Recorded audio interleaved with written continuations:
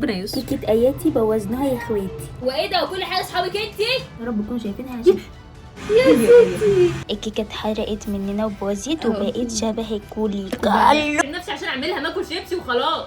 كلابني فور نودلز.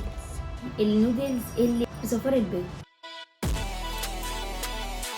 اهلا بكم من الفيديو المفضل اليكم. تقريبا معظمكم عرفني من الفيديو ده، هو فيديو وصفات التيك توك. احنا جينا لكم بالجزء الثاني وصفات التيك توك. النهارده في دلع، النهارده في وصفات دلع ما عدا وصفه متخوفه منها، وهي اول وصفه هنبتدي بيها عشان قبل ما بطننا تموت زي الفيديو اللي فات، عشان نتقبلها. يعني احنا جعانين فنتقبلها. المهم دلوقتي هنبدا يا جماعه فقره الاكل.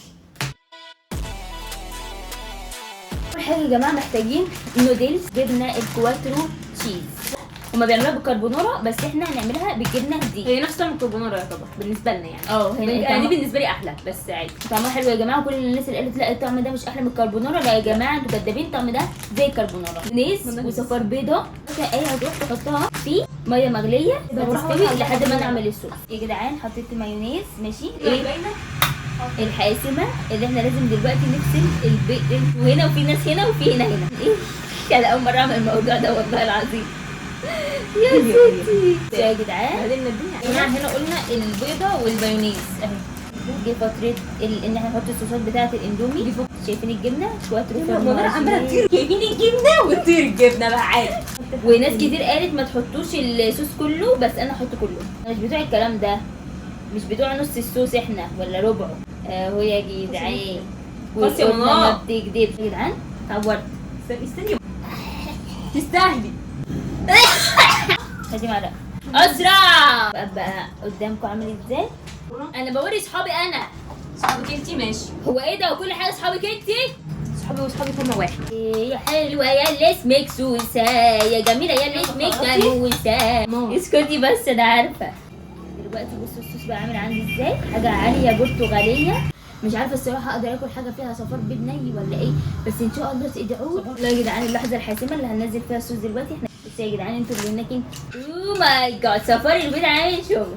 انا كنت اقول لي صوص يعني كنت هقول ما فكرنيش ان في صفار. ميكس ميكس ميكس. الصوص ايه ندى الحال. لو حد عايز ندى الحال يا جدعان بعشقها يا جدعان. نحطها في دلوقتي على النار تاني، وبعد كده نقلبهم شويه مع بعض الميه تتشرب، ونحط جبنه موتزاريلا على الوش ونغطيها تسيح. نيجي نوريكم الكلام الجميل ده اخرته ايه. تعال تفتكروا الاندومي دي هتطلع فعلا حلوه ولا ما تستاهلش التجربه دي؟ حاسه ان احنا ممكن نودي نفسنا في داهيه بسبب ايه؟ البيضه اللي احنا حاطينها ريحتها مخلل.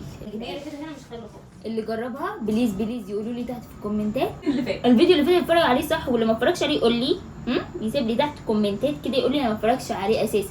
انت مين؟ ده اشهر فيديو عندي، ده جايب 10K. ما استنى يا بنات ويا ولاد، هنروح دلوقتي نشوف النودلز اخبارها ايه عشان اي ممكن تعك الدنيا. واجي الشكل النهائي انت فاتحه هنا واللي باشي عبد الباقي. النودلز اللي بالبيض بصفار البيض.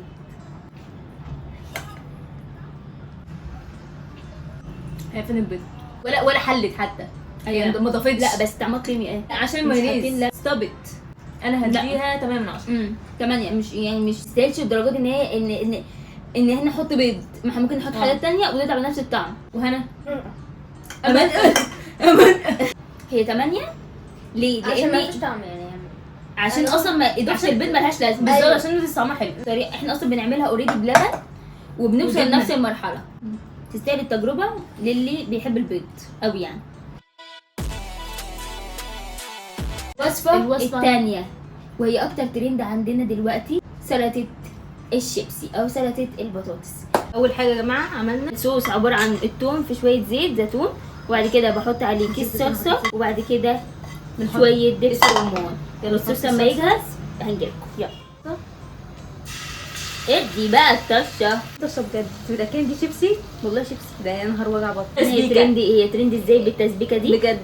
يلا شويه دبسو بعد كده يا جدعان نحط شويه دبسه نحطهم على النار ونجيلكم. مكونات السلطه الاول اللي هي فلفل وبصل يا بنات وشويه بقدونس. ننزل عليهم الصوص. ننزل ايه باينه هناك. المفروض يا جدعان احنا دلوقتي بنقلب الصوص مع البصل والحاجات علشان كله يتداخل مع بعضه. هم حطوا زياده صح، نسيت اقول ان هم حطوا بصل اخضر، بس يعني هو كفايه البصل الاحمر ده، كفايه اصلا، لا، كفايه ريحته، كفايه طعمه، كفايه قوته. ماشي. حاسه ان احنا بنعمل خلطه المحشي. انا كنت هقول لك انا هشم ريحه محشي. اخر مكون معانا يا جماعه هو الشيبسي بالملح. لازم تحطه بالملح علشان يعرف يتجانس مع الاطعمه دي. الاول نزفر ايوه ما يقول طعم اصلا هو ولا ملح. ننزل لا سوي يا جدعان وشكلها حاجه في ايدي اصلا لحستها. وتقريبا البطاطس لازم تبقى اكتر من كده لان انا اخده بطاطس كتير. يعني طعمها حلو. سلطه.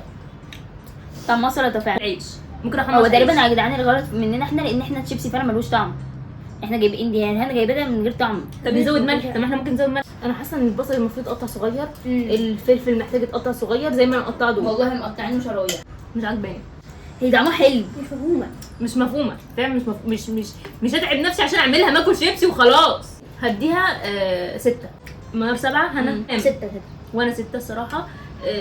ما تستحقش ان انتوا تعملوها الصراحه. فرهده على ملهاش لازمه نتعب نفسنا برضو نفس الفكره بتاعت الفاتت. لازمه البيض هنا ملهاش لازمه كل حاجه.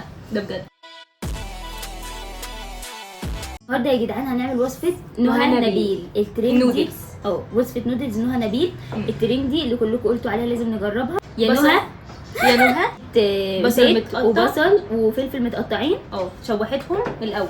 اه. بعد كده نزلت عليهم بصلصه الطماطم، بهارات النودلز وشوحتهم مع بعض.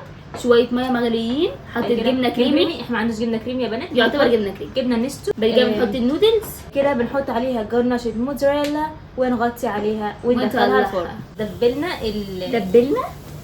دبلنا البصل. عملنا البصل والفلفل. والفلفل تمام. شوحناهم يا جماعه. دلوقتي يا جدعان بنحط السلوسه بتاعتنا يا جدعان. مونديال. ماما بتموت في الصلصه دي يا جماعه. بعد كده بنحط الجبونه. يا بنت بيطير عليك. عشان نعمل الحاجات زي ملكيه يا بنت. والله ما باينه. يبقى يا جدعان عنده. هاتي دلوقتي ده الصوص معانا بعد ما حطينا الميه. دلوقتي هنحط دي الجبنه الكريميزي عشان تبقى ايه؟ تبقى كريمي. ما كنا فتحنا مع بعض على الاقل كنا نبقى بنات حلوين. فتحنا مع بعض ايه؟ الجبنه. احنا بندلق. دلوقتي النودلز بتستوي اهي. وبعد كده نحط عليها الموتزاريلا. بصوا يا جماعه حلاوه الطعامه. ما انت بتتطفسي يا منار. والله العظيم اللي بيطلع معايا باخده. بس يا جدعان دي كلها بتقولي بتتطفسي. امال انت عايزك ابو لفه؟ كدبي. بس حلوه. بلاش اقول لك طنط يا استاذه نهى. يا استاذه نهى تحفه. استاذ يا ريت تكملي في وصفاتك في الاندومي لان دي احلى واحده النهارده اللي بلاش كتجديد. أعمل كتجديد الصراحه. يعني انا بالنسبه لي دي ممكن اعملها لو انا جعانه قوي واعمل جنبها حاجه بروتين بقى. فاهمين؟ يعني كده ايوه اه. اللي هي ميكس بين الصلصه والنودلز اللي احنا بنحبها. دي يا جدعان دي الوصفه اللي نجحت النهارده. انا اديها 9.5. هي هتديها كام؟ 8.5. وانتي هنا 9 برضو عادي. انا عجباني الصراحه. عجباني زي ما قلت لكم ان احنا تتاكل كغدا كوجبه غدا او جنبها بروتين. حاساها ان هي فعلا مختلفه عن النودلز العاديه. طعمها فعلا حلو. ايوه يا جدعان بقى يا جدعان. الفيديو الجاي واحنا تقريبا عدى على اخر كم مقطع انتوا شفتوه ده. يعني فتره زمنيه كبيره عشان ما رضيتش انزل لكم الفيديو اعمله لان هما 3 وصفات او 4 وصفات تقريبا انا مش فاكره. بس قلت لا نعمل كذا وصفه كمان عشان الفيديو يبقى ممتع وحلو. واستنيت عليه وما عملتلوش ايديت ونزلته علشان نكمله بالوقت. فيلا بينا نكمل بقيه الفيديو. الوصفه اللي بعدها هي سينامون كيك. السينامون كيك دي يا جماعه وصفتي. جبنا اللي هي الكيكه اللي هي بتبقى جاهزه. دي الكيكه جاهزه خلاص عملناها. هنحطها دلوقتي. بصوا يا جدعان هوريها لكم في الاخر لما احطها. يلا يا جدعان دي كيكه الفانيليا اللي عملناها. يا رب تكونوا شايفينها عشان الكيكه باظت مننا. كيكه يا جماعه اهي الجمال والحلاوه. عندنا دلوقتي الزبده السايحه. يا رب يكون عليها المفروض نص كوبايه سكر. بعد كده بنروح حاطين معلقه كبيره. المفروض ان هي معلقه كبيره بس دي عشان معلقه صغيره فاحنا هنحط معلقتين قرفه. زي ما انا حاسه ان كده تمام يا جماعه. ده الشكل النهائي. نطلعها شكلها كده. احنا دلوقتي هنروح حاطينها على الكيكه. بنحطها كده بطريقه عشوائيه غوغائيه. بس يا جماعه باركولي عشان الكيكه دي بمناسبه ان انا تميت 1000 سبسكرايب، 1400 كمان سبسكرايب على اليوتيوب. يا ريت تروحوا تعملوا ده سبسكرايب. الحلم اللي انا كنت بتمناه واتحقق في اخر يوم في السنه. شفتوا؟ علشان كيكه عيد ميلاد ايه يا جماعه؟ عشان كيكة عيد عيد ميلاد ميلاد عيد ميلاد ايه كان امبارح. هرسم رسمه لا دور وندخلها فريزر. كنتوا حرين بقى. المهم يا جماعه هندخلها الفرن، والمهم لما تطلع هنعمل لها صوص جميل. الكيكه اتحرقت مننا وبوظت وبقت شبه الكولي كالوس. والله. المهم ان هي ناشفه، فاحنا جينا حتى هنحط الصوص بصوا يوريهم يا ايه الصوص قوامه عامل ازاي. بص حبايب قلبي ماما. اللي هتوصلنا له انا والبني ادمه اللي جنبي الغبيه واللي توصلنا له ان هي هتاخد الخليط الجميل ده توديه الخلاط ونشوف هيحصل ايه. مش اخر فرصه. ايه يا جماعه دخلتها الخلاط، إيه يعني الحمد لله طلعت زي ما انا كنت حابه. ممكن يبقى اتقل من كده وصوص فعلا، بس عشان دي تتشربها لان هي ناشفه. مش شايفين ناشفه ازاي يا جماعه ما عندناش السكر، هو اللي كان المفروض كان هيعملها صوص بس. سيبني كده. شايفين الجمال يا جماعه؟ احنا اهو سلموا على بتوع اليوتيوب يا بتوع الكامبلين. شايفين التقطيع يا جماعه؟ تقطيع السيمتريه. شايفين الكرملايزد اونيون اللي عليها ده؟ طبعا الشيف ايه يا جماعه بتقطع لنا زي ما قلت لكم وريتكم، بتقطع لنا بسيمتريه. وده شكلها النهائي. وده شكلها النهائي. وريها لهم بتوع اليوتيوب.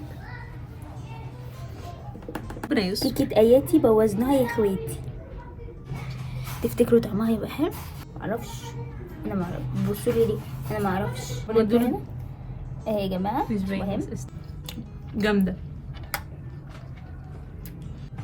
سلام السلام عليكم يا جماعه. احنا جايين بمصيبه. الوصفه اللي كانت المفروض تتعمل، الوصفه اللي بعد دي اللي هي بعد السينامون كيك، احنا كلناها. عملناها على تيك توك ونسينا نصورها على اليوتيوب. فانا هحط لكم دلوقتي الفيديو بتاع التيك توك. الناس بتوع اليوتيوب هتشوفوا دلوقتي الحته دي بالطول. شكرا. مستحيل تلاقوا وصفه بطاطس احلى من دي. جيت لكم يا شويه تيك توك كازيز. ايه تيك توك كازيز؟ بوصفه احنا اللي عاملينها اسمها بطاطس بالجبنه الغلبانه. ليه يا ترى الجبنه الغلبانه؟ الجبنه البيضاء، جبنه الشعب المصري كله. والشعب اللي مش مصري ليه مصري بس. اخدنا كل الصوصات، اخدنا كل الحاجات حطيناها على البطاطس الا حاجه واحده يا ناس، جبنه البيضه. فاحنا هنوريكم احلى بطاطس ممكن تاكلوها في حياتكم، واتحداكم واتحدى اي حد. عندنا اسمين ليها. الاسم الاول بطاطس بالجبنه الغلبانه، ولا البطاطس المرجوجه، لان احنا هنرجها. حتى بطاطس مكعبات انا قليتهم خلاص. بعد كده ايه نبتدي الوصفه. فته تشيز اهي بنحط كده. كفايه ولا اكتر؟ حبه كمان. حاجه خلقها ربنا عندكم في الثلاجه، طلعوها وهاتوها في الوصفه دي. كل اللي هنحطه ده مش اجباري، الاجباري بس الاثنين دول. عشان تطلع معاكم احلى حاجه حطوا اللي انا اقول لكم عليه. اول حاجه تكساس مشطشط. مايونيز وصوص برجر برضو. ايه كمان قلت لكم اي صوص. البرجر اضافه بافالو رانش، حبه عشان الاخت منار. ايه حبه كاري كده، او بهارات بطاطس، بابريكا.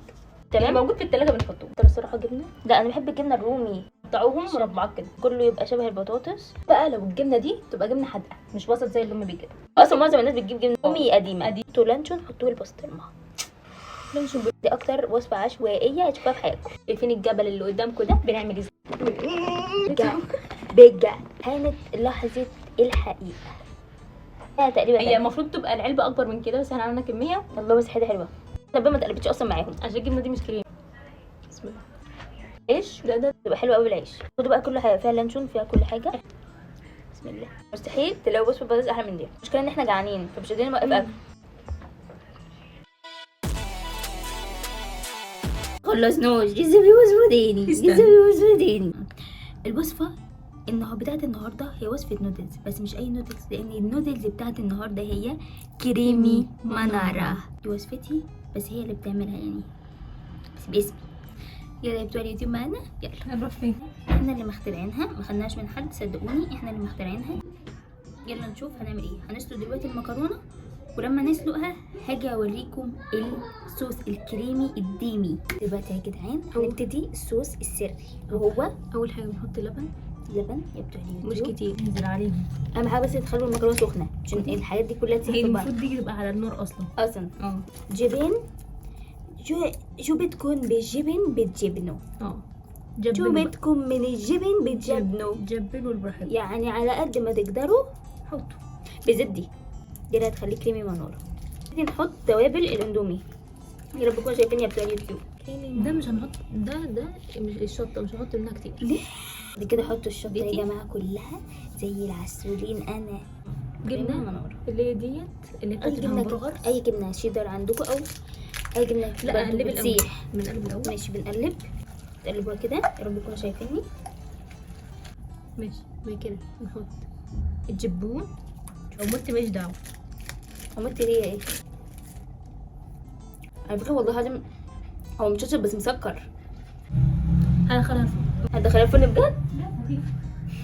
هندخلها الفرن يا جدعان وهنيجي. لا يا جدعان يا بتوع اليوتيوب انتوا حبايبي اقول لكم الحقيقه، هنروح نولع فيها ليه؟ علشان تسخن، فالجبنه اللي احنا حطيناها فوق تسيح. بس اللي شوفوا الاول لحد ما ساحت بالطريقه الجميله دي. شايفين يا جماعه الحلاوه والدلال اكادوا من فرط الجمالي وريحتها جامده. اذوبوا. جهزناها وكل حاجه كوريه 100 يعني حتى الشكل كوري. كريمي مناره. شايفين يا جدعان؟ لا يحصل بقى. يا لهوي بوظت الشكل الجمالي. خدوا تليكوا ودي جبتها دي كبيره قوي. اكلتوا عجبتكم يلا بينا. انا عايزه براءه اختراع. انا عايزه النودلز باسم تسمى كريمي مناره. بتوع كوريا كمسمي بليز كول مي فور بيزنس، بليز كولاب مي فور نودلز. كل الشطه. وخدوا حته بقى من الجبنه الحلوه اللي فوق دي ودول يا بتوع اليوتيوب. اسيبكم في الاجواء الشتويه والبخار اللي طالع عليا. لما تعملوا الوصفه الجميله دي كريمي مناره من شمي. جود بوي. يا رب الفيديو كان عجبكم. الفيديو ده يا جدعان حابه اشكركم فيه على ان انا وصلت ل1000 وحققت حلمي قبل ما السنه دي عشان تخلص. وانتظروا بقى شغل عالي بجد. شغل ايه عالي. وايه يا جدعان انا شغاله عندي اديتور وهتقبض مني، فيا ريت تساعدوني بقى، ساعدوني عشان اعرف اقبض الغلابه اللي بشغلهم معايا. شكرا قوي على 1400. اتمنى ان احنا نوصل ل 10000 قريب واعمل لكم حفله ال 10000. اقسم بالله ما مش هحرمكم منها. اعمل لكم حفله ال 10000 وقولوا لي افكار فيديوهات برضو تحت، وعايزين نجرب ايه المره الجايه. انا سيو سوسو لولو. باي باي يا هنا. من هنا بقول لك باي باي.